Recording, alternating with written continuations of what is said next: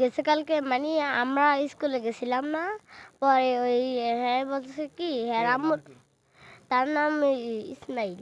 স্কুলে স্কুলে বলে কি ইসমাইল। পরে আমি আমি আবার তাকে বলছিলাম কি না, নিজেকে আমি প্যাকেট দিব না। তাকে এটা বলছে, হ্যাঁ আবার আমাকে অনেকগুলো থাপ্পড় মারছে। তারপর আমি আবার তার আম্মুকে নিয়ে গেছি স্কুলে। স্কুলে নিয়ে গেছি আর তারপরে সে আবারও আমাকে মারছে। তারপরে 4টা থাপ্পড় মারছে গাল করে। তারপর আমি আর বাসায়, তারপর আমি আবার দোকান গেছিলাম। দোকান গিয়ে আমি আমার আন্টির জন্য কিছু নিয়ে এসেছিলাম।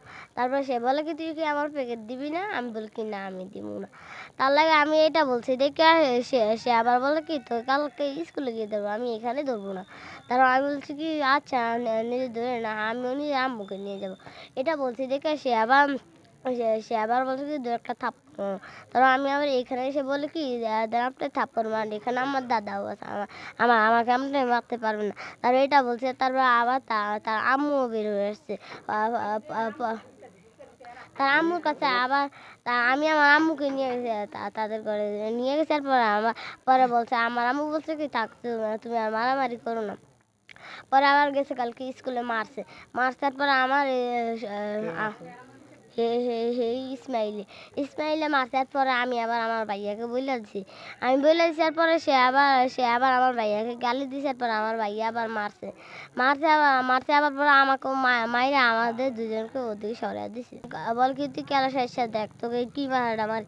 পরে আমি আবার ক্যালাসে গেছিলাম। আমি নিজে আমাকে কেন মারবেন, আমার ভাই তো নিজেও মারছে আমাকেও মারছে। এটা বলছি দেখে সে আবার আমাকে বল কি তুই তুই যে আমার তুই করে বলস। হ্যাঁ আমি তাকে হালকা একটু তুই করে বলছিলাম। তারপরে সে আবার আইসে আমার পিঠে আবার ঠাস করে একটা থাপ্পড় মারে। তারপর আমি আবার আমার ভাইকে বলে দিচ্ছি। আর পরে পরে আমার ভাই আবার তাকেও মারে আমাকে মারে।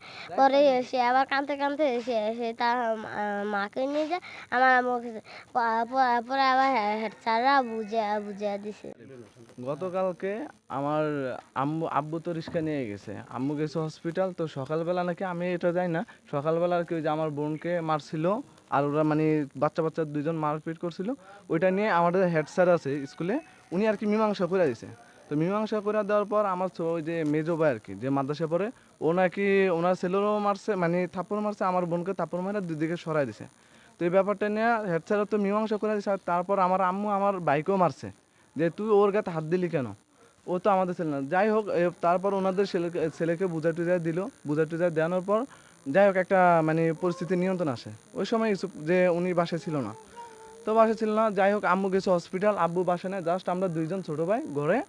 তো উনি দুপুরবেলা হঠাৎ করে আয়সা দেখলাম চিল্লা বিল্লা করতে আছে, ওরে বাইর কর ঘর থেকে, সজীব রে বাইর কর, ওরে মানে পিঠে লাইপাস করলো, মেরে ফেলবো, এই করবো সেই করবো, ঠিক আছে এরকম মানে হুমকি টুমকি দিল। যাই হোক আমি ঘর থেকে বের হলাম, তো পিছন দিয়ে আমার ছোটো ভাই ঘর থেকে বেরিয়েছে, আমারে উঠানের সামনে থেকে ওরে দইরা নিয়া ওনার ঘরে ধাক্কা দেওয়া, মানে ঘরের সামনে নিয়ে গেছে ধাক্কা দেওয়া নিয়ে বলতে গেছে ওরে ওরে ফিসে এলা।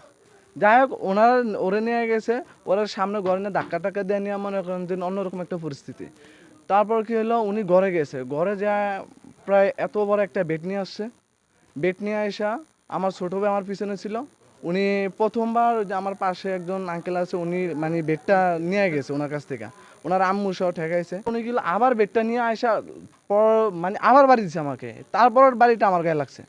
উনি কি করছে লাভ মানে শেষ পর্যন্ত দুইটা আমাকে বাড়ি দিচ্ছে, ঠিক আছে। উনি বাড়ি দিতেছে, ওনাকে কেউ ধরেই রাখতে পারতেছে না।